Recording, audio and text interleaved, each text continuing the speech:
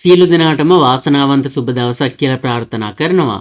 අද 2025 මාර්තු මාසේ 20 වෙනිදා. අද අපි කතා කරන්නේ අඩු මුදලට ගන්න පුළුවන් නිවසක් ගැන විස්තරයක්.